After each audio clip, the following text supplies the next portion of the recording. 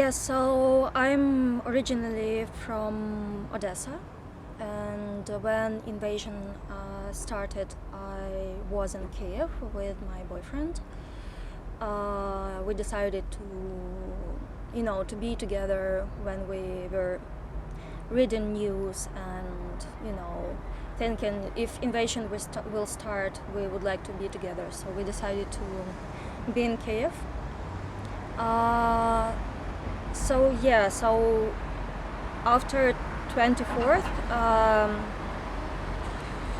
few days after we experienced these first days of invasion, we decided to move from Kyiv because we lived on the outskirts of Kyiv, quite close to Bucha and Irpin, so we decided that we need to move. And I spent first month in western part of Ukraine.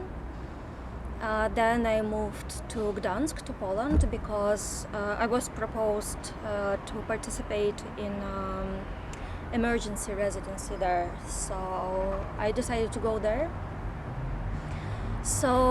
And then I was moving around all the time between Gdansk, Kyiv and Odesa. So I even can't tell you which city was my exact location. I think mostly Gdansk and Odesa.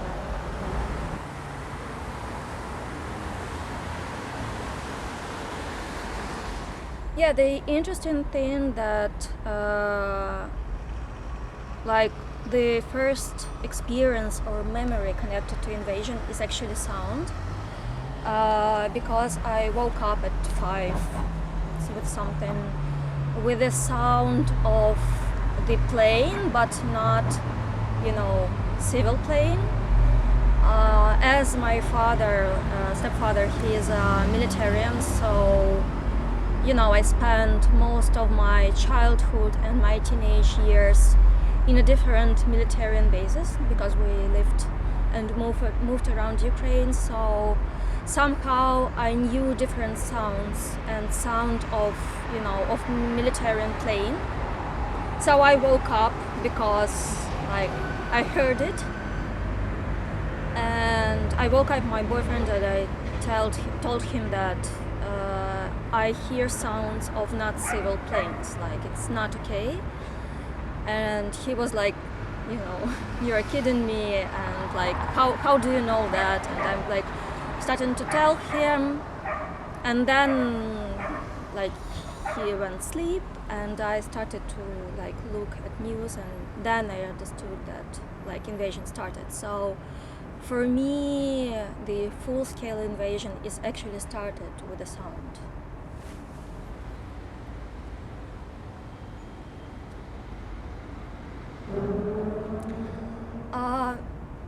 Unfortunately, I can't, speak about Kyiv or other cities because, we moved to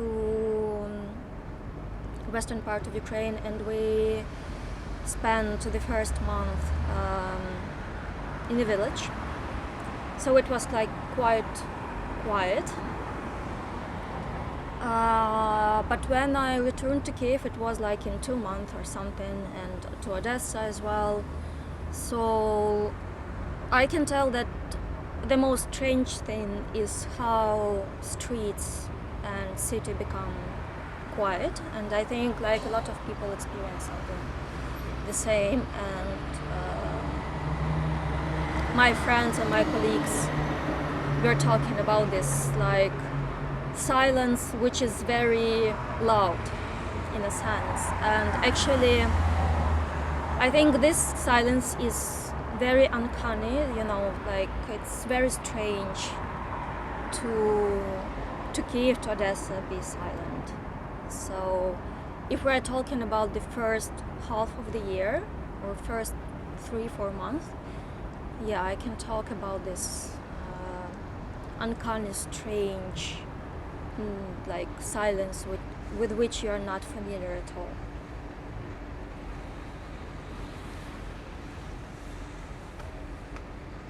I remember that like when I came to Gdansk, to the city where there wasn't, any signs of war, and it was like very strange feeling when you like made these first steps from the train platform, and you hear this like very, very peaceful sounds of seagulls, of cars, of planes, civil planes, and I don't know.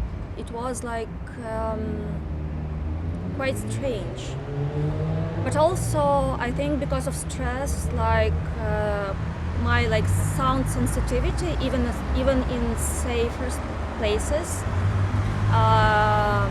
become like exaggerated. It was like I was afraid of sounds, and the tram, which was like, and now is going like through my window, was very, I don't know, close to explosion sounds because it was from some far away, and it's like become closer. So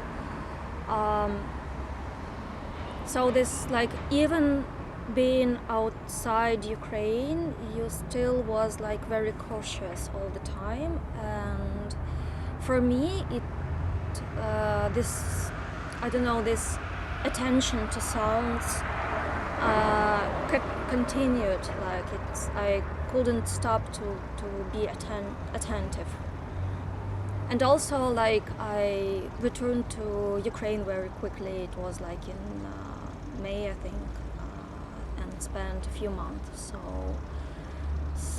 So it was like, I don't know, different experience, and you like moving in this different experience, and you like can't get used to being outside Ukraine or inside. So you like, and that's very strange overlapping of different worlds, and sound worlds as well.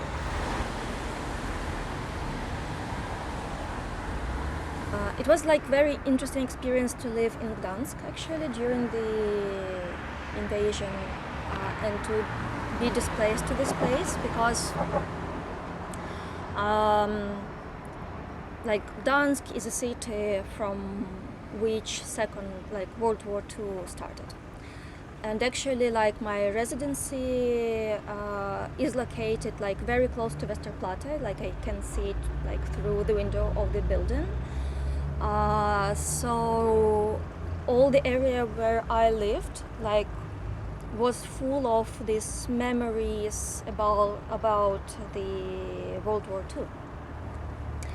And for instance, like in September, I think September 1st, they had like not the celebration, but like Remembrance Day of like their invasion, like not our invasion, like of the World War II. And there were some, like not fire show, but they like used some older machines for bombing. I don't know how it's in English. And actually they had some military planes. So for me it was like also very hard experience, because like when I heard these planes in Gdansk in end of August and in the start of September, they had like how to say the training before this Remembrance Day. So actually when I heard these planes, I was sure that the war expanded, and it's already in Gdansk. And my friend who is from Kharkiv, like I wrote her like in a very like serious mode that okay, now it's in Gdansk, and she already was with her cat outside the building, and with her clothes in a backpack. And then we like started to look for news, and then we like realized that this is the training for Remembrance Day. But I even didn't have doubts that like I was like sure that okay, war extended, like now it's Poland, okay.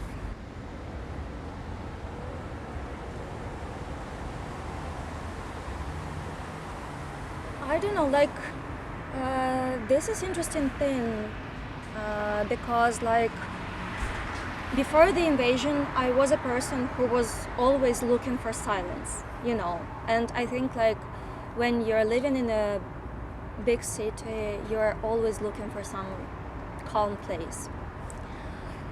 But with the invasion it's like very strange, but you become afraid of silence because silence shows you that something is not okay, something is not right.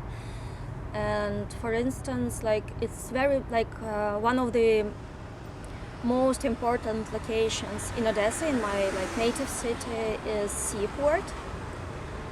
And when I came for the first and the second time to Odesa, like it was like first half of the year of the invasion, and the seaport was like silent, like no sound from this place. And like I don't know, it was like super strange, super uncomfortable.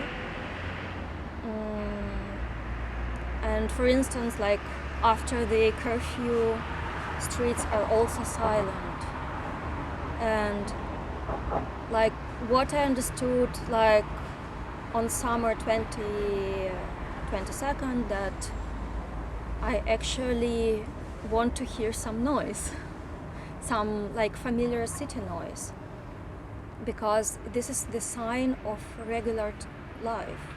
Even if I don't like some parts of it, like loud music or I don't know, like, you know, crowds of tourists or something like this, I was like, I missed that.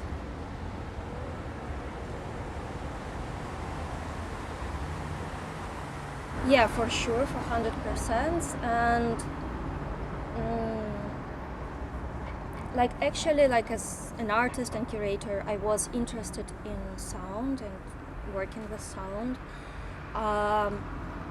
But also, since invasion, like a lot of my activities were connected to sound. So we made this project together with a British organization, Sound Camp, and they had this very interesting tool, the Streambox, with which you can stream sounds online from each location where you put it. And actually this project was like very connected to the sound experience of war, and like we engaged 5 emerging artists and musicians from all over Ukraine. And for me it was like very interesting moment of thinking about sound and, you know, sharing this experience as we are doing now. But also it was like very good exercise in listening, like in very like cautious listening. So like somehow, you know, my experience as a person who experienced invasion overlap with my, you know, work and interests. So for sure I become like more attentive to sound.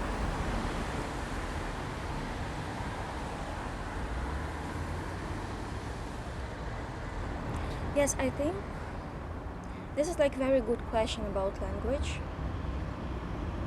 I think first of all, yeah, because you need to identify different sounds. But also I think that like we can speak about sound as a language because it become one of the media which I'm sharing a lot with my friends and my colleagues.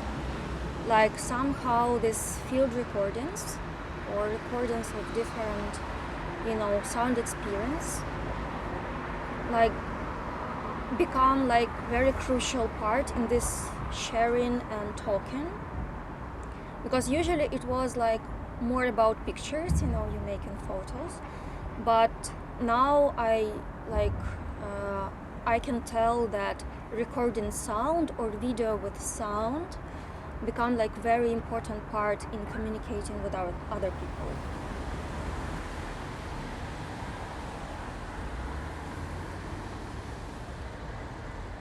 For me, it was actually impossible to listen to music for the first month of the invasion. Yeah, and I found myself in the situation that the most of the music I was listening before like don't speak to me, like the words and lyrics and music, so it was quite difficult. I think like after a few months I started to listen to Ukrainian bands like Kurs Valut, because it was like more familiar, I don't know how to say, words and something that was speaking with me. And I actually wasn't much fond of vocal singing, but the interesting thing that I found out that somehow when your friends or close people are singing, it serves as an anchor. What do I mean? That like one of my best friends, Svetlana, she started to learn Ukrainian songs, like folk songs, and she was singing them all the time, like to practice,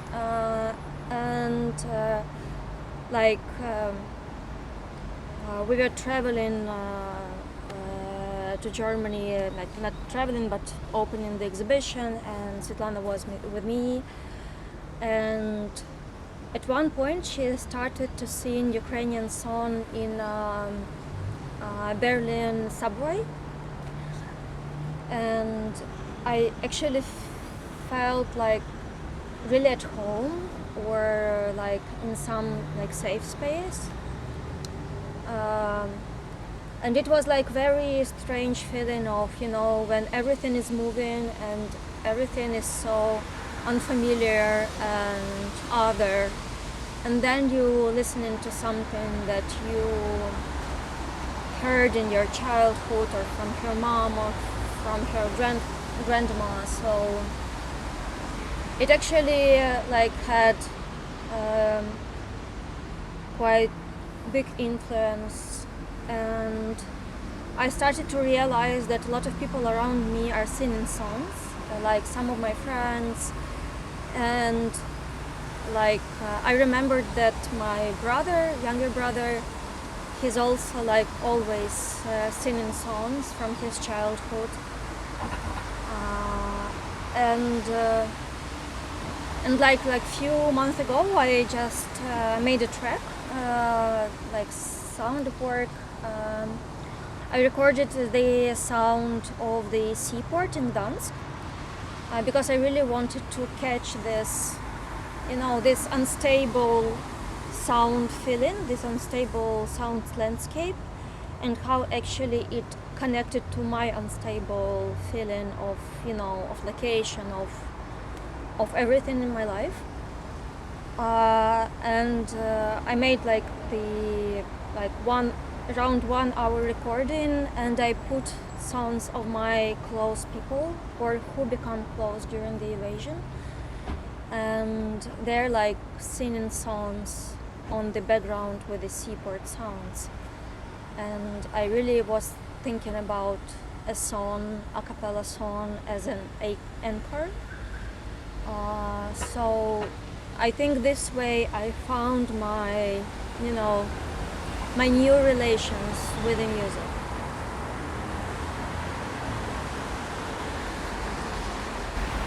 I think sirens. Maybe it's very, very, simple answer, but this is the first thing that comes to your mind because we listen to them when, like, we were visiting Ukraine or living in Ukraine. Like, maybe not each night, but now it's actually each night or a few times a day. But it's something that I think,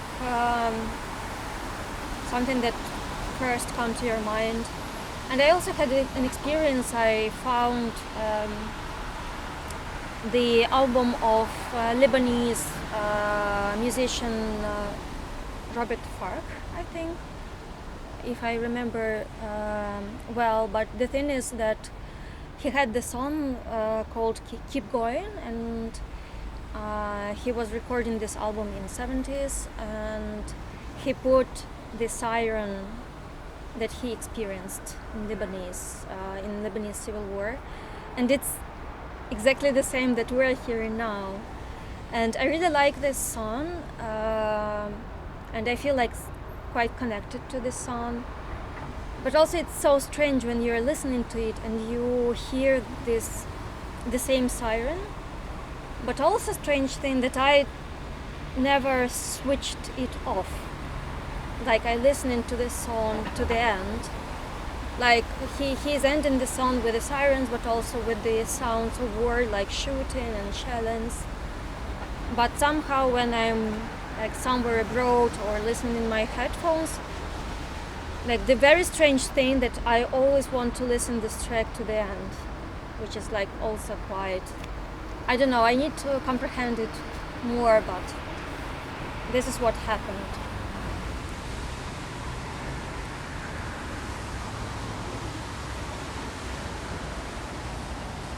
I don't know, like, talking about collective sound memory,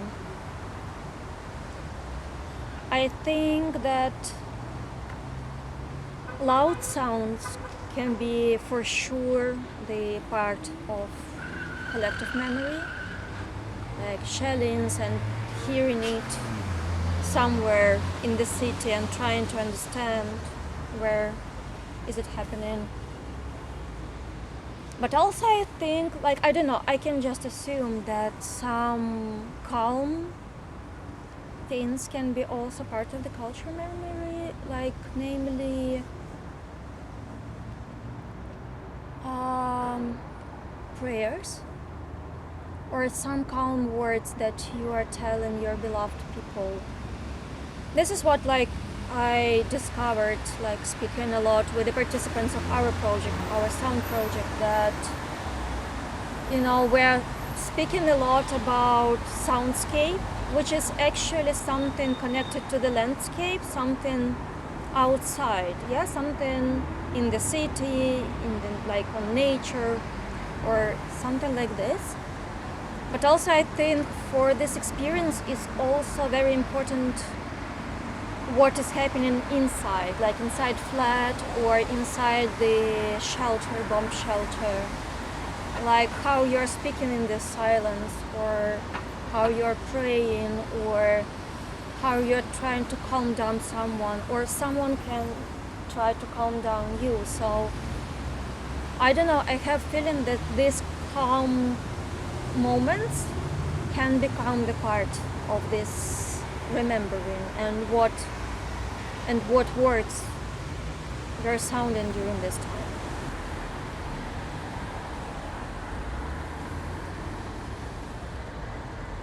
I understand that sirens, they should, like, provoke these feelings, this disturbing feeling, like, and scary feeling. But also, I don't know, I'm visiting different cities. Sometimes I realize that in different cities sirens sounds differently, or in different locations. Like when you're in the city center, you can hear the few sirens, and they're overlapping in a strange way. So, like, I think I can't come up with some definition, but it's for sure something you are, like, attentive to.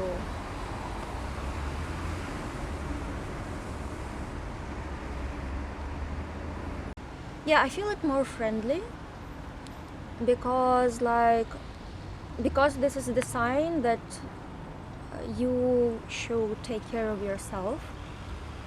And I don't know, I think that,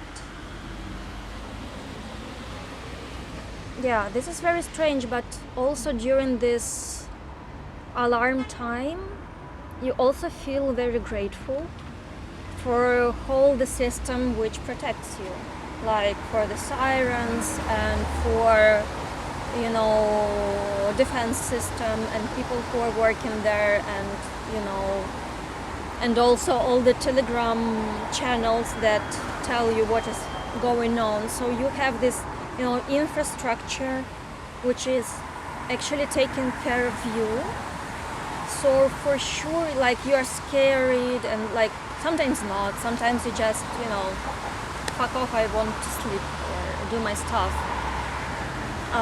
But I think it's also connected to the feeling of being grateful for people and for the systems that taking care of your life and health.